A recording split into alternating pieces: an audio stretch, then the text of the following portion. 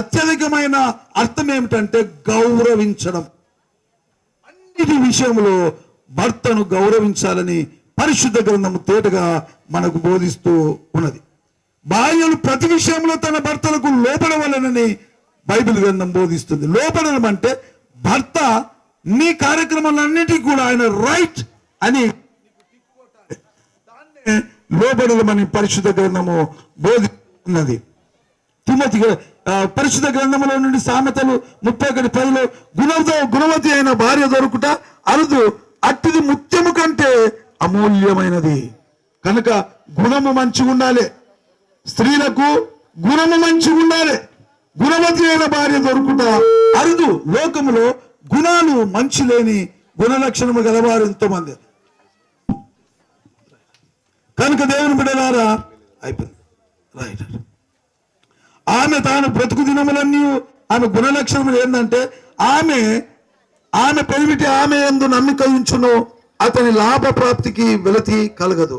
కనుక లాభం ప్రాప్తికి వెలితి కలగాలంటే భర్త తన భార్యను నమ్మకం ఉంచాలంటానంటే ఈమె నమ్మకమైన పని చేయాలి. భార్య చాలా సిన్సియర్ గా భర్త విషయంలో, తన ప్రత్యేకంగా డబ్బు విషయంలో, తన కుటుంబ విషయంలో చాలా జాగ్రత్తగా ఆమె స్థానము వహించాలి. కనుక లాభ ప్రాప్తికి వెలతి కలుగదు అంటానంటే అతడు సంపాదించిన ప్రతి ఆస్తికి వెలతి కలుగొద్దు అంటానంటే ఈమె ఏమి చేయాలంటే చాలా జాగ్రత్తగా ఉండాలి. కనుక డబ్బు విషయంలో ఎక్కువ శాతము భార్య చాలా సిన్సియర్గా ఉండాలి. భార్య డబ్బు విషయంలో సిన్సియర్గా ఉండాలంటే భర్త తన జీతం అంతా తీసుకొచ్చి ఎవరికి ఇవ్వాలి? భార్యకి ఇవ్వాలని చెప్తుంది బైబిల్ గ్రంథం. నేటి దినంలో చాలా మంది నేను మొగన్ని మొత్తం నాకేయాలని. భార్యకి ఇచ్చినోడు ఎప్పుడు చనిపోడు.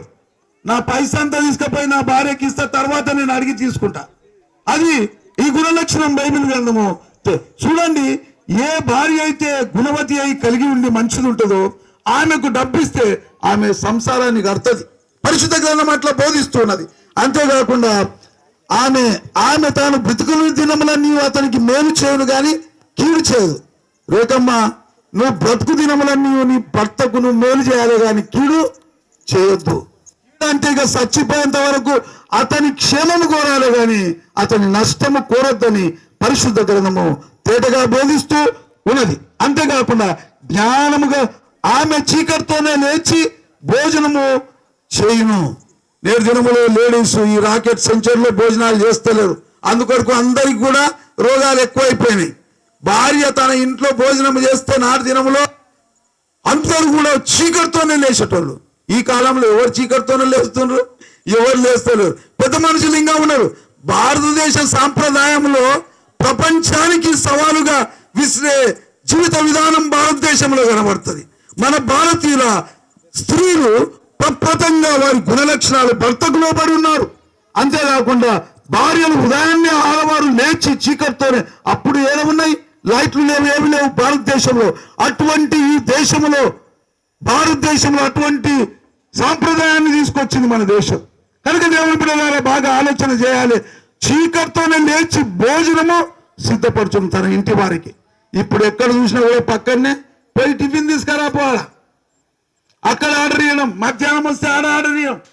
లే స్త్రీ ఒకవేళ భోజనం సిద్ధపరచకుంటే ఆ ఇల్లు కూలిపోతుంది 100%. భర్త రోగం వచ్చి తొందరగా చచ్చిపోతాడు. కనుక ఉదయాన్నే లేవాలి. చీకటితోనే లేచిన స్త్రీ మంచిది. ఆమె వల్ల ఎంతో ఆశీర్వాదంగా ఉంటది. లేచుటకు బదులు పేచి పెట్టుకోవద్దు. లేచి అంటే పేచి, లేస్తేనే మొగుంతోనే పేచి పెట్టుకోవద్దు. లేచి భోజనం సిద్ధపరచాలి. భోజనానికి బదులు విభజన చేయకూడదని పరిశుద్ధ గ్రంథము తేటగా బోధిస్తుంది. అయిపోయింది. అంతేకాకుండా జ్ఞానం కలిగి తన నోరు తెరుచును. రైట్. వారు ఇద్దరు కూడా వారి యొక్క దాంపత్యంతో మరి సమాజానికి, దాంతోపాటు కుటుంబానికి పూర్తి స్థాయిలో మరి సేవ చేసుకుంటూ ఒకరినొకరు ఆలనా పాలన చూసుకుంటూ అందరికీ ఆదర్శవంతంగా ఉండాలని చెప్పని కోరుకుంటున్నాను. Thank you. ఎందుకంటే ఎమ్మెల్యేగా చాలా అర్జెంట్గా వెళ్ళాల్సి వస్తుంది కాబట్టి